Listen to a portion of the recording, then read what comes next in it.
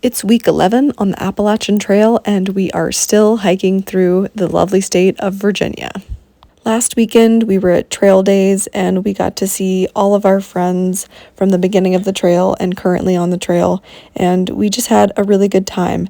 But now we are back on the trail from Trail Days, and Burrito has sped on ahead of us, and it is just me and Barbie hiking down the trail together. After hiking with the group for so long, it's a little bit weird to just be hiking with Barbie, but we always find things to talk about and little ways to entertain ourselves during the day. We're on a secret mission to follow the white blazes.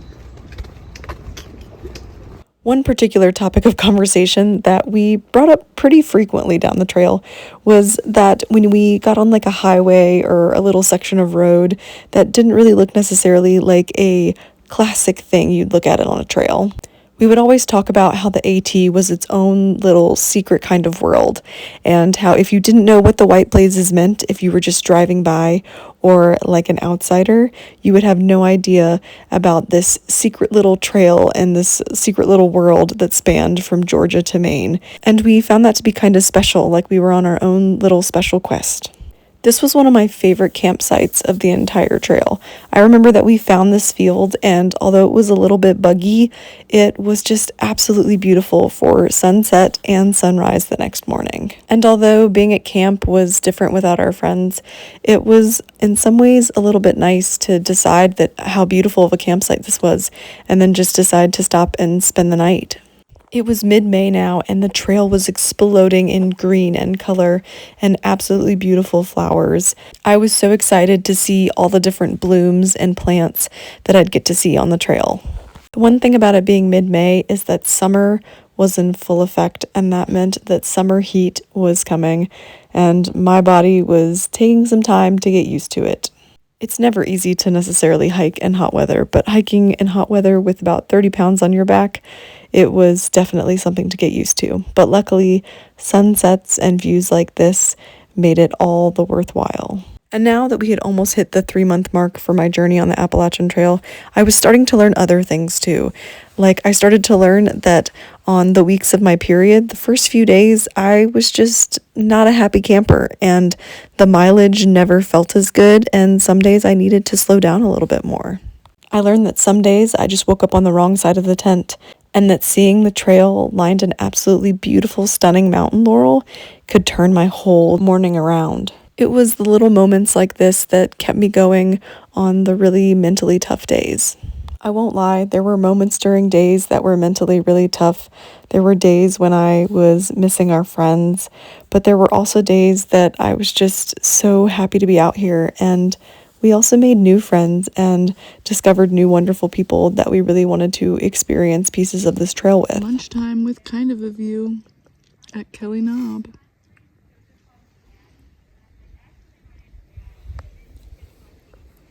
One of my goals, the best that I could every day, was to find us a lunch spot that had a view so that we could just soak in the moment and stop and breathe for a little while and really enjoy our lunch.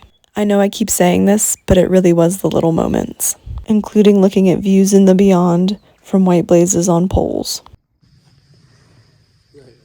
Look at this oak tree! The Kefir oak. I'm pretty sure I read that this was the biggest oak tree on the trail. 2 big moments were coming up on trail. We were getting closer to the Virginia Triple Crown, which is Dragon's Tooth, McAfee Knob, and Tinker Cliffs. I had been hearing about these spots for years before I ever dreamed of doing the trail, and so it was going to be really cool to finally reach those iconic views. And besides getting closer and closer to the Virginia Triple Crown, we were also getting closer and closer to the 700-mile mark. It felt like the miles were passing quicker and quicker, and I wasn't sure exactly if I was happy about that or not. It was really exciting to be pushing bigger miles and feeling my body getting stronger and stronger. But at the same time, I already knew that I didn't want this adventure to end as quickly as it was. Something that we had figured out during Trail Days is that Barbie wasn't feeling very well during most of Trail Days, and we decided that we thought he had gotten Giardia. Let's just walk a rock face for breakfast. While we were still able to move and hike pretty well most days, we were just taking it easy because some days he would feel better than others, and I didn't want it to be a repeat of when our trail family got norovirus, so we were taking it a little bit easier than we probably would have otherwise. Nothing like taking a shot of mini M&Ms when you're having a stressful moment. Obsy, look who I found. I found a buddy. I found a Bam Bam in the woods. He scared the shit out of me moving through the leaves. Look at him. Look at him. Look at the cutie. 700 miles! And many more to go. Another 700-mile marker. Woo! We are headed to the Virginia Crippled. Why can I not say that? The Virginia Crippled Duck. Damn it. The Crippled Trail. The Virginia. I've been out in the woods too much. I don't know how to speak anymore. The Virginia Triple Crown. And we are climbing up to Dragon's Tooth. I don't know that we're technically climbing the Dragon's Tooth yet, but we're climbing. And we'll be there soon. And we just hit the 700-mile mark. Lots more to go.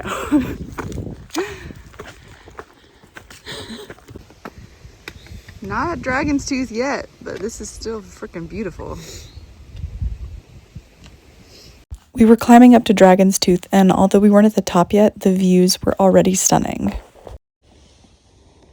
We made it to Dragon's Tooth. Look at that tooth. Barbie's being stupid.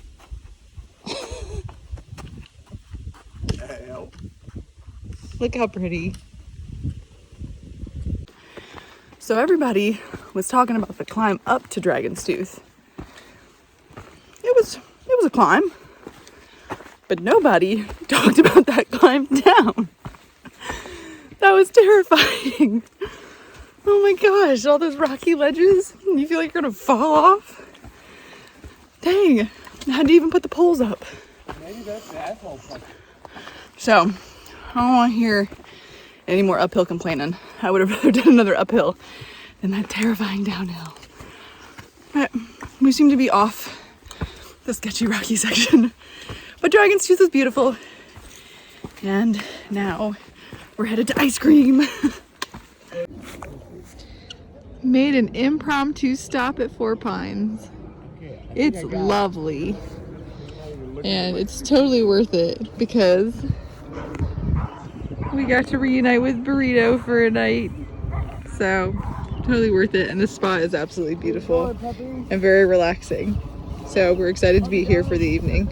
After our unplanned stop at Four Pines and our reuniting with Smokin' Burrito, we ended up hiking to the top of McAfee Knob together.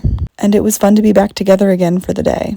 Hiker trash lunch on McAfee. I, of course, couldn't celebrate being up on McAfee without a treat. Made it to McAfee Knob. Look how beautiful this is. I thought that it would be super crowded up here, but it actually wasn't as bad as we thought. And on Memorial Day weekend too. But we boogied and raced 10 miles up here so we could get here before everybody. We did leave pretty early and we did hike pretty fast so that we could make it up here in hopes of getting up here before the crowd so that we could enjoy it and savor the moment. And savor the moment we did. We sat up here for about an hour.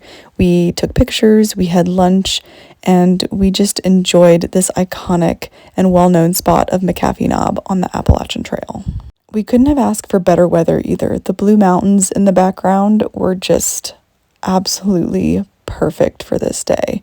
So after soaking it in and realizing that more and more crowds were starting to come, we started making our way towards Tinker Cliffs, the final piece of the Virginia Triple Crown. I think it's so cool that the AT passes through this iconic section. Views for days. Well, I mean, Look at Tinker. Look at this view. Because even though I live close to Virginia, I had never explored these iconic landmarks and beautiful scenery out here in Virginia. A treat on Tinker. Barbie's fingers. I just will never get over the beautiful scenery like the mountain laurel with mountain views in the background, and that I get to be out here and enjoy it every single day I'm on this trail. It happens more frequently when you're looking at views like this, but it just will never get old how amazing it is and how lucky I am to be out here. Headed into Daleville. It's gonna rain, but it's not raining yet, and this view is gorgeous. Daleville is where we once again split with Smokin' Burrito, and Barbie and I hit up the local Wendy's to enjoy some food and hide out from the rain. Ice cream in the Wendy's. These Frosties called to us. Daleville, we wanted to come to your outdoor gear store, but you're closed on Sunday.